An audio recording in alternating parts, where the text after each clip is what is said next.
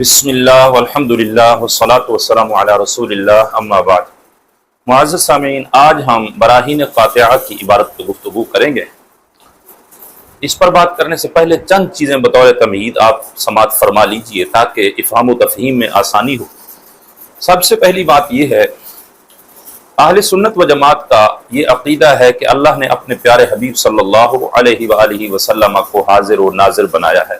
حاضر و ناظر کا مطلب یہ ہے کہ رسول اللہ صلی اللہ علیہ وآلہ وسلم اپنے روزہ اطہر کے اندر اپنی حیات مبارکہ کے ساتھ موجود ہیں اور پوری کائنات کو ایسے دیکھ رہے ہیں جیسے ہاتھ کی ہتھیلی دیکھی جاتی ہے، اور جہاں محبوب علیہ الصلوۃ والسلام تشریف لے جانا چاہیں اللہ کی عطا سے وہاں جا سکتے ہیں، اور یہ دیکھنا بھی آپ پر کوئی لازم نہیں ہے۔ جب توجہ فرماتے ہیں تو ہر چیز کو آپ دیکھ رہے ہوتے ہیں، ہر چیز آپ کی نگاہوں میں ہوتی ہے۔ یا یہ مطلب ہے کہ آپ کی روح مبارک 7ویں آسمان پر اعلیٰ علیین میں موجود ہے، اور آپ جس طرح سورج کی روشنی کائنات کے ذرے ذرے تک پہنچ رہی ہے، محبوب علیہ السلام کی نگاہیں بھی پوری کائنات کے ذرے ذرے تک پہنچ رہی ہیں، اور محبوب علیہ السلام کا فیضان جو ہے کائنات تک پہنچ رہا ہے۔ ساری کائنات حضور کے فیضان سے مستفیض ہو رہی ہے۔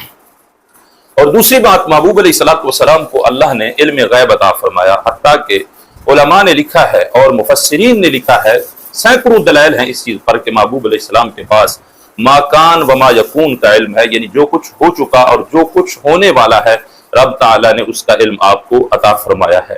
اور یہ علم اللہ کے علم کے مقابلے میں، یا اس علم کو اللہ کے علم سے نسبت کیا ہے، وہ ایسے ہے کہ جیسے 7 سمندروں کا پانی اکٹھے ہو اور اس پانی میں تنکا ڈال کر تنکے پہ جو پانی کا قطرہ آئے گا، اس قطرے کو جو 7 سمندروں سے نسبت ہے، وہ نسبت رسول اللہ صلی اللہ علیہ وسلم کے علم کو اللہ کے علم سے بھی نہیں ہے۔ یعنی حضور علیہ السلام کے علم اور اللہ کے علم کا تقابل ہو ہی نہیں سکتا، برابری ہو ہی نہیں سکتی۔ شرک تو تب ہو جب محبوب علیہ السلام کا علم اور اللہ کا علم برابر ہو، جبکہ ہمارا نظریہ یہ ہے کہ سرکار دو عالم صلی اللہ علیہ وآلہ وسلم کا علم متناہی ہے، ختم ہونے والا ہے، جبکہ اللہ کے پاس جو علم ہے وہ غیر متناہی ہے۔ ساری کائنات میں جو کچھ ہو چکا، جو ہونے والا ہے، اگرچہ بہت زیادہ ہے لیکن اس کی کوئی نہ کوئی حد ہے، اختتام ہے، تو اس چیز کا علم جو ہے وہ متناہی ہے، جبکہ اللہ کا علم غیر متناہی ہے۔ تو یہاں پر مساوات اور برابری ہو نہیں سکتی، تو جب برابری نہیں تو پھر شرک بھی نہیں ہو سکتا۔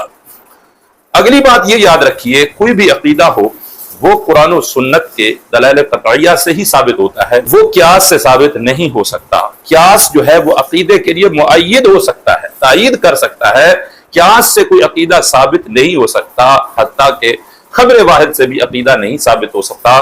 عقیدہ یا قرآنی آیات سے ثابت ہوگا یا احادیث متواترہ مشہورہ سے ثابت ہوگا۔ اور یہ بھی یاد رکھیں کہ اہل سنت کا ہر عقیدہ اللہ کے قرآن سے ثابت ہے، اس پہ درجنوں دلائل موجود ہیں۔ اس کے ساتھ یہ بھی چیز یاد رکھیے، براہین قاطعہ یہ انوار ساطعہ کا جواب ہے۔ انوار ساطعہ عاشق رسول مولانا محمد عبد السمیع رامپوری رحمت اللہ تعالی علیہ کی کتاب ہے، جو انہوں نے اہل سنت کے عقائد اور معمولات پر لکھی ہے۔ اس کا رد کرنے کے لیے مولانا خلیل احمد امبیٹوی نے قلم اٹھایا اور براہین قاطعہ لکھی۔ اور یہ بھی یاد رکھیں کہ براہین قاطعہ کے اندر 2 عبارتیں ہیں۔ جو اوپر والی عبارت ہے وہ مولانا عبد السمیع رامپوری رحمت اللہ تعالی علیہ کی ہے، اور جو نچلی عبارت ہے، نیچے والی، وہ خلیل احمد امبیٹوی کی عبارت ہے۔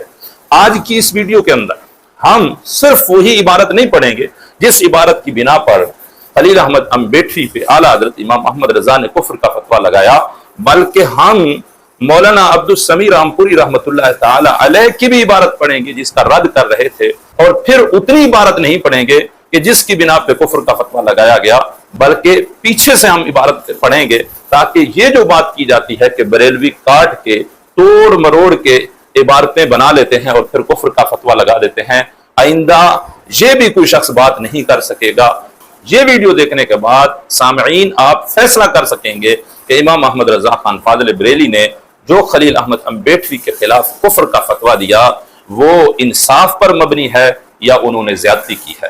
ساتھ یہ بھی یاد رکھیں کہ خلیل احمد امبیٹوی وہ شخص ہے جس نے گستاخوں کی حمایت کے لیے المہند علی المفند بھی لکھی ہے، یعنی ان کا دفاع کرتا رہا۔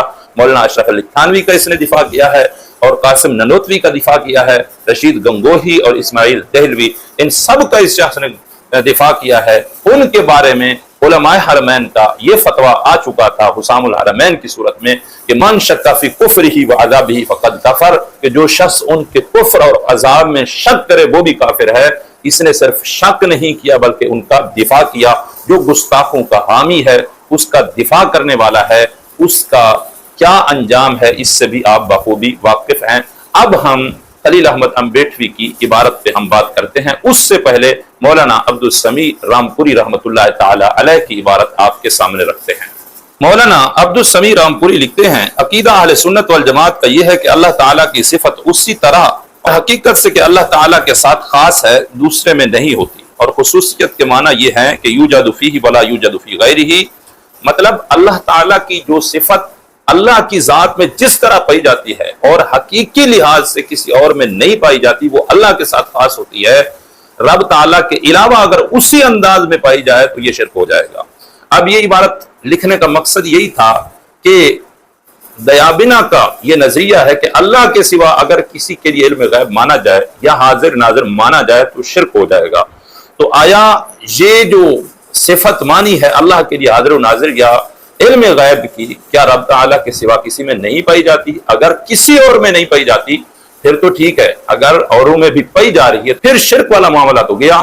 مثال کے طور پر سجدہ تعبدی اللہ کے سوا کسی کے لیے جائز نہیں، تو یہ تو مطلب نہیں کہ رسول اللہ صلی اللہ علیہ وسلم کو سجدہ تعبدی کیا جا سکتا ہے اور بتوں کو نہیں کیا جا سکتا۔ اگر رسول اللہ کو کریں گے تو شرک نہیں ہوگا، بتوں کو کریں گے تو شرک ہو جائے گا۔ شرک ہر جگہ پہ شرک ہوتا ہے۔ تو حاضر ناظر اگر اللہ کے سوا کسی اور میں مانا گیا، کسی ذات میں بھی مانا گیا اللہ کی مخلوق میں، تو یہ شرک ہو جائے گا۔ تو فرمایا کہ اللہ کی صفت جس طرح اللہ میں ہے اس طرح کسی اور میں نہیں ہوتی، وہ اللہ کے ساتھ خاص ہے، اور خاصہ کیا ہوتا ہے کہ وہ شے کے اندر پایا جاتا ہے، اس کے غیر میں نہیں پایا جاتا۔ آگے لکھتے ہیں، اور روئے زمین پر کل جگہ موجود ہو جانا کچھ خاص مخصوص خدا کے ساتھ نہیں۔ تفسیر معالم التنزیل اور رسالہ برزخ جلال الدین سیوطی اور شرح مواہب علامہ زرقانی میں ہے کہ ملک الموت قابض ہے جمیع ارواح جن و انس و بہائم و جمیع مخلوقات کا، اور اللہ تعالیٰ نے کر دیا ہے دنیا کو اس کے آگے مثل چھوٹے خوان کے، اور ایک روایت میں آیا ہے کہ مثل تشت کے، فَيَقْبَضُ مِنْهَا ہونا، یعنی ادھر سے لیتا ہے جان کو اور ادھر سے۔ اب خیال کرو کہ ایک آن میں مشرق سے مغرب تک کس قدر چیونٹی، مچھر، کیڑے مکوڑے اور پرند چرند درند اور آدمی مرتے ہیں، ہر جگہ ملک الموت موجود ہے۔ اور مشکات میں ہے کہ ملک الموت وقت موت میت کے سرانے ہوتا ہے، مومن کے بھی اور کافر کے بھی۔ یہ حدیث طویل ہے اور قاضی ثناء اللہ نے تذکرۃ الموتیٰ میں نقل کیا ہے ایک حدیث کو طبرانی اور ابن مندہ سے۔ اس میں یہ بھی ہے کہ ملک الموت نے رسول اللہ صلی اللہ علیہ وسلم سے بیان کیا کہ ایسا کوئی گھر نہیں نیک یا بد آدمیوں کا جس کی طرف مجھ کو توجہ نہ ہو، رات اور دن دیکھتا رہتا ہوں اور ہر چھوٹے بڑے کو ایسے پہچانتا ہوں کہ وہ خود بھی اپنے کو اس قدر نہیں پہچانتے۔ ان احادیث سے معلوم ہوا کہ ملک الموت ہر جگہ حاضر ہے، یعنی اس ساری عبارت کے اندر دلائل کے ذریعے، احادیث کے ذریعے یہ ثابت کیا گیا کہ حضرت ملک الموت علیہ السلام ہر جگہ پر موجود ہے۔ وہ ایک آن کے اندر مشرق سے لے کر مغرب تک چیونٹی، مچھر، کیڑے مکوڑے، چرند پرند درند انسان کروڑوں لوگوں کی جانیں نکال رہے ہوتے ہیں۔ حتیٰ کہ حدیث کے اندر یہ بتایا گیا کہ ملک الموت علیہ السلام ہر مرنے والے کے سرانے میں موت سے پہلے موجود ہوتے ہیں۔ تو ایک آن کے اندر حضرت اسرائیل علیہ السلام کا ہر جگہ پہ موجود ہونا اور ہر چیز کو جاننا، یہ حاضر ناظر نہیں تو اور کیا ہے، یہ ہر چیز کا علم نہیں تو اور کیا ہے۔ تو احادیث سے ثابت کیا، دلائل قطعیہ سے یہ ثابت کر دیا کہ ملک الموت علیہ السلام حاضر و ناظر ہیں۔ اب اس سے کوئی عقیدہ ثابت کرنا مقصود نہیں، بلکہ ان کا جو نظریہ تھا کہ اللہ کے سوا اگر کسی اور کو حاضر ناظر مانا جائے تو شرک ہو جائے گا، تو یہ ثابت کر دیا اگر شرک ہے تو پھر یہ نظریہ رکھنے والوں کو مشرک کہا جائے، جبکہ وہ تو خاص مسلمان ہیں۔ ان دلائل کا دیوبندی بھی رد نہیں کر سکتے، وہ بھی مانتے ہیں حضرت ملک الموت علیہ السلام کے ہر ایک کے پاس جانے کو اور ہر چیز کے جاننے کو وہ تسلیم کرتے ہیں۔ تو ادھر ان کو حاضر ناظر مان لیا، شرک نہیں کہا۔ شرک کوئی ایسی چیز تو نہیں کہ ایک جگہ اگر مانا جائے تو شرک نہ ہو اور دوسری جگہ مانا جائے تو شرک ہو۔ تو یہ ملک الموت علیہ السلام کا تذکرہ کیا مولانا عبدالسمیع رامپوری نے۔ آگے مزید بات کرتے ہیں، کہتے ہیں بھلا ملک الموت علیہ السلام تو ایک فرشتہ مقرب ہے، دیکھو شیطان ہر جگہ موجود ہے۔ در مختار کے مسائل نماز میں لکھا ہے کہ شیطان اولاد آدم کے ساتھ دن کو رہتا ہے اور اس کا بیٹا آدمیوں کے ساتھ رات کو رہتا ہے۔ علامہ شامی نے اس کی شرح میں لکھا کہ شیطان تمام اولاد آدم کے ساتھ رہتا ہے مگر جس کو اللہ تعالیٰ نے بچا لیا۔ بعد اس کے لکھا وَأَقْدَرَهُ عَلَى ذَلِكَ كَمَا أَقْدَرَ مَلَكَ الْمَوْتِ عَلَى نَذِيرِ ذَلِكَ، یعنی اللہ تعالیٰ نے شیطان کو اس بات کی قدرت دے دی ہے جس طرح ملک الموت کو سب جگہ موجود ہونے پر قادر کر دیا۔ انتہا کلام ہو، ان کا کلام یہاں پر ختم ہوا۔ جی شیطان کے حوالے سے بتایا کہ ملک الموت علیہ السلام تو چلو ان کی بڑی شان ہے، وہ مقرب فرشتے ہیں، شیطان کو دیکھ لیجئے، شیطان مردود ہر ایک کے پاس ہوتا ہے۔ کتب کے اندر موجود ہے کہ شیطان ہر شخص کے پاس ہوتا ہے مگر اللہ جس کو بچا لے۔ دن سارا ہر شخص کے پاس شیطان ہے، رات کو اس کا بیٹا ہوتا ہے۔ تو جب ہر جگہ ہر شخص کے پاس شیطان موجود، شیطان کو تو حاضر مان لیا، اس سے شرک تو لازم نہیں آیا، یہ چیز تو تم بھی تسلیم کرتے ہو۔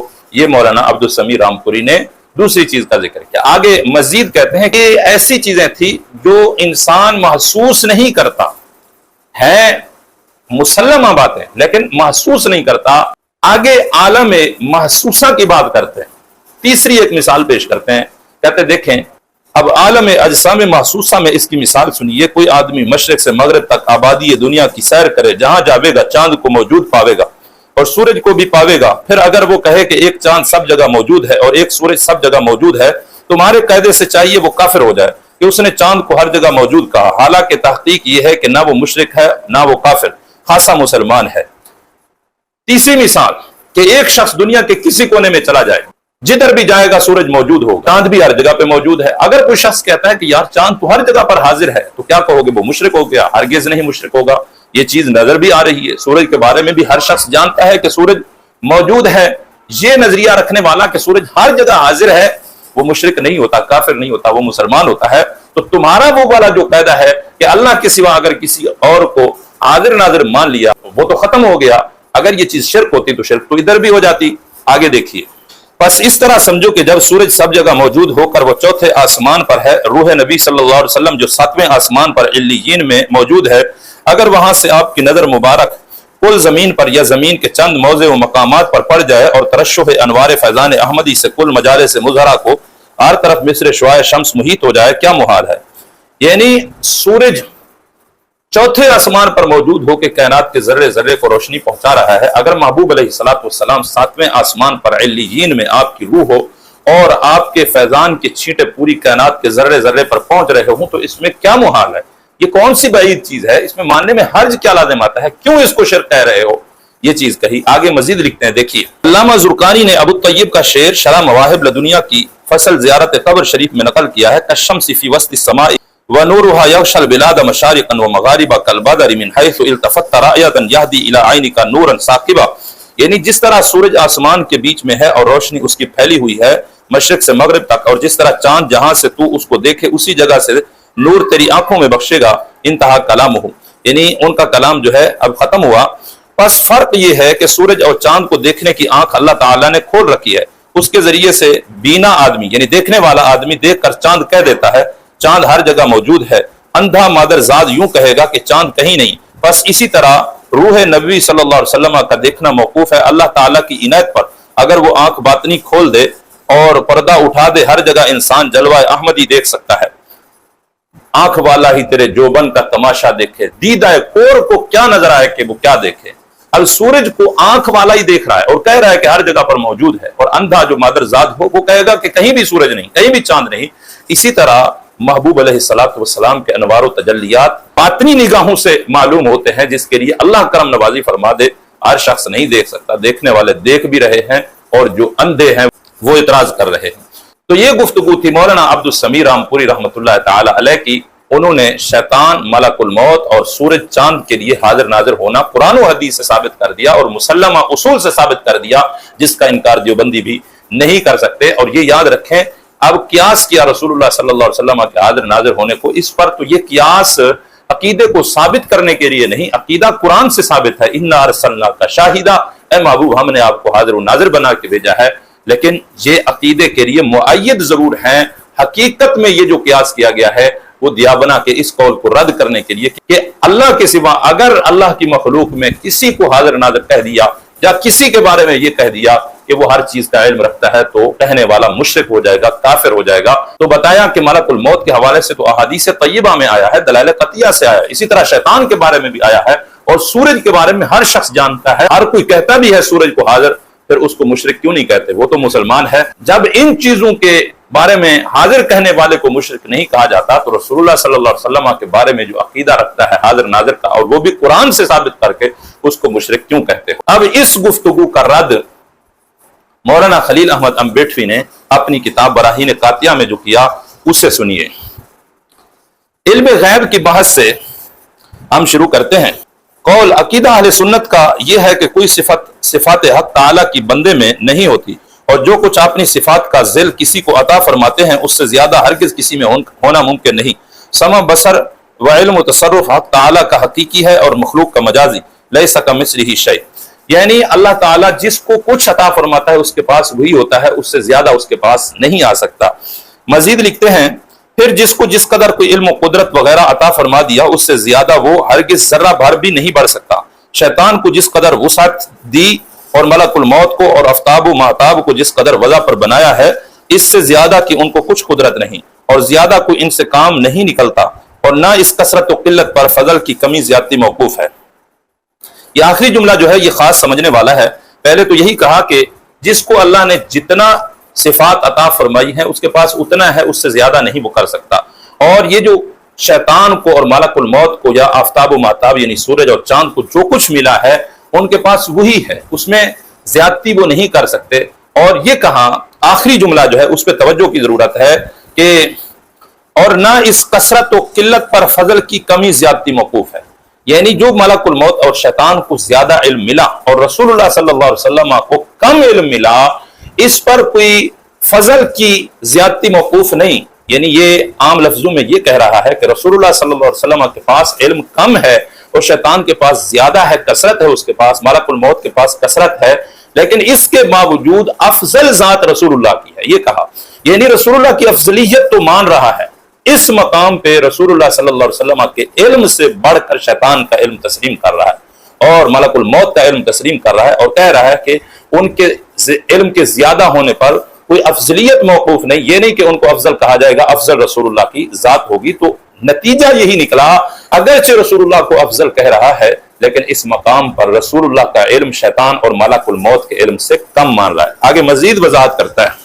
حضرت موسیٰ علیہ السلام حضرت خضر علیہ السلام سے بہت اعلیٰ و افضل ہیں، مگر علم کا مکاشفہ ان کا حضرت خضر سے بہت کم تھا، یعنی حضرت موسیٰ علیہ السلام اعلیٰ و افضل ہیں، نبی ہیں، لیکن حضرت خضر علیہ السلام کا جو علم تھا حضرت موسیٰ علیہ السلام سے زیادہ تھا۔ یہی کہہ رہے ہیں کہ حضرت موسیٰ علیہ السلام علم کے کم ہونے کے ساتھ ساتھ بھی حضرت خضر علیہ السلام سے افضل و اعلیٰ تھے۔ تو جس طرح حضرت موسیٰ علیہ السلام علم کی کمی کے ساتھ حضرت خضر علیہ السلام سے افضل ہیں، اسی طرح نبی علیہ السلام علم کی کمی کے ساتھ شیطان اور ملک الموت سے افضل ہیں۔ یہ واضح بتا رہا ہے کہ اللہ کے نبی علیہ السلام ملک الموت اور شیطان سے علم میں کم ہیں لیکن افضل ہیں، علم کی کمی تسلیم کر رہا ہے اور اس پہ مثالیں پیش کر رہا ہے۔ اور اب یہاں پر جو حضرت موسیٰ علیہ السلام کا علم کم بتایا، یہ بھی مال نظر ہے، اگر اس پہ کھل کے بات کی جائے تو ویڈیو طویل ہو جائے گی۔ کیسے کہہ سکتے ہیں کہ حضرت موسیٰ علیہ السلام کے پاس علم کم تھا؟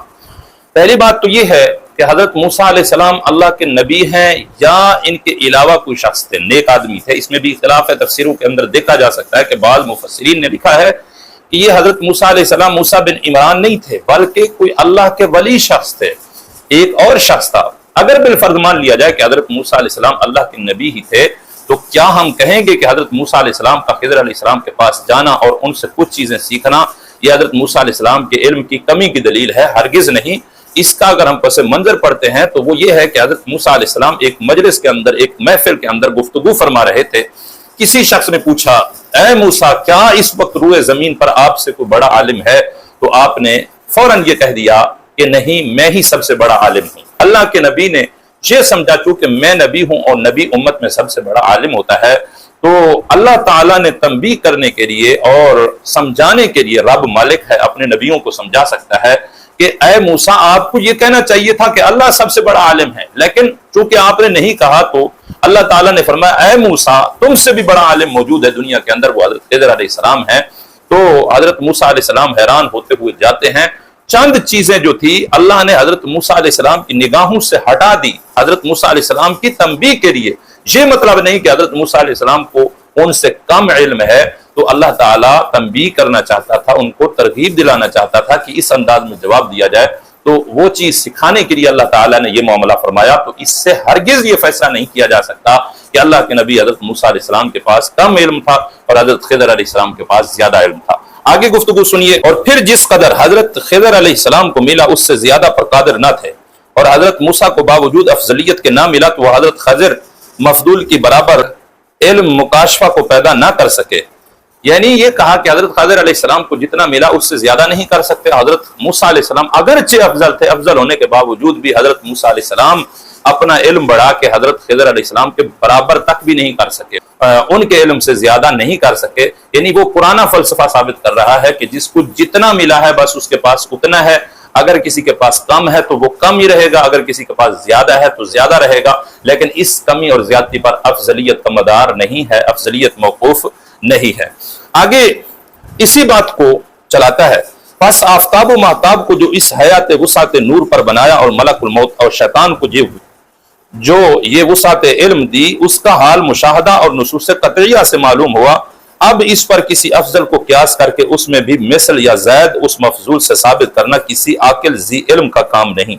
नऊज़ बिल्लाहि ताला मिन ज़ालिक, की बहुत बड़ी खतरनाक किस्म की बात की कि मलकुल मौत और शैतान को जो ये वुसात इल्म मिली, इसका हाल मुशाहदा और नुसूस कतइया से हासिल हुआ।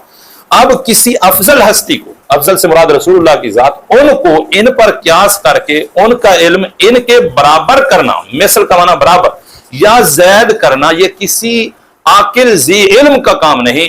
यानी जो शख्स रसूलुल्लाह सल्लल्लाहु अलैहि वसल्लम का इल्म शैतान और मलकुल मौत के इल्म के बराबर मानता है, ज्यादा मानना तो दूर की बात है, मिसल मानता है, वो भी आले इल्म और अक्लमंद नहीं, वो जाहिल और बेअकल शख्स है। कितनी बड़ी बात की। आज कहते हैं कि किस बिना पर इमाम अहमद रजा ने फतवा दिया, अगरचे असल इबारत जो है वो आगे है, ये पहले ही उसने वाज़े कर दिया कि शैतान और मलकुल मौत का जो इल्म है रसूलुल्लाह सल्लल्लाहु अलैहि वसल्लम का इल्म उस इल्म के बराबर भी नहीं हो सकता, क्योंकि वो मुशाहदा और नुसूस कतइया से साबित है, जबकि रसूलुल्लाह सल्लल्लाहु अलैहि वसल्लम के इल्म पर नुसूस कतइया नहीं है। आगे देखिए, अव्वल तो अकायद के मसाइल कियासी नहीं कि कियास से साबित हो जाएं, बल्कि कतई हैं, कतइयात नुसूस से साबित होते हैं। ये मैं पहले भी बता चुका हूं कि हमारा कोई अकीदा कियास से साबित नहीं होता। यहां पर जो कियास किया गया उनका रद्द करने के लिए किया गया था कि जो कहते थे कि अगर किसी शख्स को हाजिर नाजिर या किसी शख्स के बारे में ये कह दिया कि उसके पास हर चीज का इल्म है तो वो मुशरिक हो जाएगा, इस नजरिए को रद्द करने के लिए ये कियास किया गया था, अकीदा साबित करने के लिए नहीं किया गया। हाँ, ये कियास जो है अकीदे के लिए मुअय्यद है, उसकी तायीद जरूर करने वाला है। आगे देखिए, ये खबर वाहिद भी यहां मुफीद नहीं, यानी अकीदा साबित करने के लिए खबर वाहिद भी फायदा नहीं देती, ये चीज हम पहले जिक्र कर चुके हैं। लिहाजा इसका इस बात उस वक्त काबिल इल्तिफात हो कि मुअल्लिफ कतइयात से उसको साबित करे, और खिलाफ तमाम उम्मत के एक कियास फासिद से अकीदा खल्क का अगर साबित किया जाए तो कब काबिल इल्तिफात होगा? जी बिल्कुल नहीं काबिल इल्तिफात होगा, लेकिन यहाँ पर अकीदा जो है वो कियास से साबित किया ही नहीं गया, ये इल्जाम ही लगाया। आगे सुनिए, दूसरे कुरान और हदीस से इसके खिलाफ साबित है, बस इसका खिलाफ किस तरह कबूल हो सकता है? बल्कि ये सब कौले मुअल्लिफ का मरदूद होगा।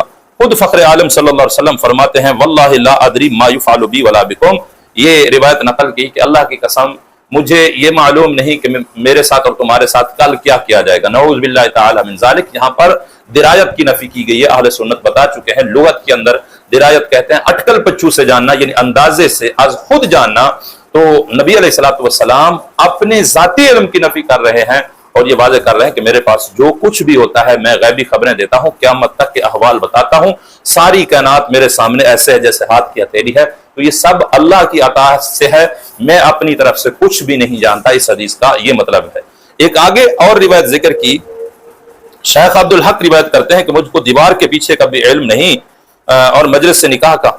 अच्छा, ये वाली जो रिवायत है ये गाड़ी शेख साहब ने मदारिज नबुवा के अंदर इस रिवायत को रद्द किया है, और एक और मकाम पे शेख साहब ने नकल की है, उसमें भी रिवायत के अंदर ये कहा कि मगर अल्लाह के हुक्म से, ये वजाहत की है। तो इस शख्स ने घड़ लिया रिवायत, अपने मकसद की बात उठा ली, सियाको सबाक को छोड़ दिया। इससे आप अंदाजा लगा सकते हैं कि रसूलुल्लाह सल्लल्लाहु अलैहि वसल्लम के इल्म से इनको कितना चिढ़ है।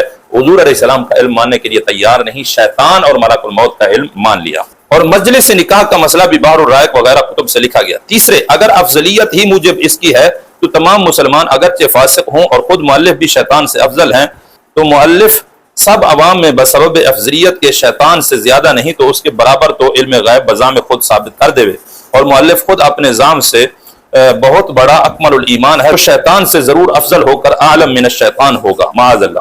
یعنی یہ کہا کہ اگر افضلیت کی بنا پر تم یہ کہتے ہو کہ رسول اللہ صلی اللہ علیہ وسلم کے پاس شیطان سے زیادہ علم ہے یا ملک الموت سے زیادہ علم ہے، تو افضل تو شیطان سے تم بھی ہو، انسان بھی ہیں، خود مؤلف بھی ہے، تو ان کو بھی شیطان سے زیادہ علم ہونا چاہیے یا کم از کم برابر ہونا چاہیے۔ تو اس کا جواب ہم دے چکے ہیں کہ بھائی افضلیت کی بنا پر ہم نے رسول اللہ کا علم مانا ہی نہیں، بلکہ رسول اللہ کا علم تو ہم نے قرآن و حدیث سے مانا ہے۔ اللہ نے اپنے محبوب علیہ الصلوۃ والسلام کو علم عطا فرمایا، کہیں اللہ نے فرمایا الرحمن علم القرآن خلق الانسان علمہ البیان، اور کہیں فرمایا وعلمک ما لم تکن تعلم، کہیں اللہ نے فرمایا وما کان اللہ لیطلعکم علی الغیب ولکن اللہ یجتبی من رسلہ من یشاء۔ سینکڑوں آیات ہیں جن سے رسول اللہ صلی اللہ علیہ وسلم کے علم کا پتہ چلتا ہے۔ تو یہ افضلیت کی بنا پر ہم نے یا قیاس کی بنا پر ثابت نہیں کیا، بلکہ رب کے قرآن سے یہ ثابت ہے۔ اور اگلی بات، مؤلف کے ایسے جہل پر تعجب بھی ہوتا ہے اور رنج بھی ہوتا ہے کہ ایسی نالائق بات منہ سے نکالنا کس قدر دور از علم و عقل ہے۔ الحاصل، اب خلاصہ خود بیان کر رہا ہے، ہم خلاصہ بیان کرتے تو خود اعتراض کر سکتے تھے۔ الحاصل، غور کرنا چاہیے کہ شیطان و ملک الموت کا حال دیکھ کر علم محیط زمین کا فخر عالم کو خلاف نصوص قطعیہ کے بلا دلیل محض قیاس فاسدہ سے ثابت کرنا شرک نہیں تو کون سا ایمان کا حصہ ہے؟ شیطان و ملک الموت کو یہ وسعت نص سے ثابت ہوئی، فخر عالم کی وسعت علم کی کون سی نص قطعی ہے کہ جس سے تمام نصوص کو رد کر کے ایک شرک ثابت کرتا ہے؟ العیاذ باللہ۔ یعنی خلاصہ یہ نکالا کہ شیطان اور ملک الموت کے پاس جو علم ہے وہ نصوص قطعیہ سے ثابت ہے، اس کی وسعت جو ہے وہ قرآن و حدیث سے ثابت ہے، جبکہ رسول اللہ صلی اللہ علیہ وسلم کے علم پر کون سی کو نص قطعی ہے؟ یعنی یہ جتنی بھی نصوص قرآنی آیات ہیں اس کو نظر ہی نہیں آئی، اور پھر کہتا ہے کہ شیطان کے لیے علم ماننا یہ شرک نہیں، رسول اللہ صلی اللہ علیہ وسلم کا علم مان کے شرک ثابت کرنا نہیں تو اور کون سا ایمان کا حصہ؟ یعنی اس میں ایمان نہیں، اس میں تو شرک ثابت کرنا ہے۔ تو رسول اللہ صلی اللہ علیہ وسلم کے علم کی نفی کی، شیطان کا علم مانا، رسول اللہ صلی اللہ علیہ وسلم کے علم پہ نصوص قطعیہ کا انکار کیا، اس کو نظر نہیں آئی، یہ ساری جو عبارت ہے اس کے کفر کا سبب بنی، اور اس عبارت کو اور اس کے اس خلاصے کو کوئی مائی کا لال رد نہیں کر سکتا۔ اللہ کریم ہم سب کو غلامی رسول میں زندگی اور غلامی رسول میں موت نصیب فرمائے۔ وما علیہ الا البلاغ۔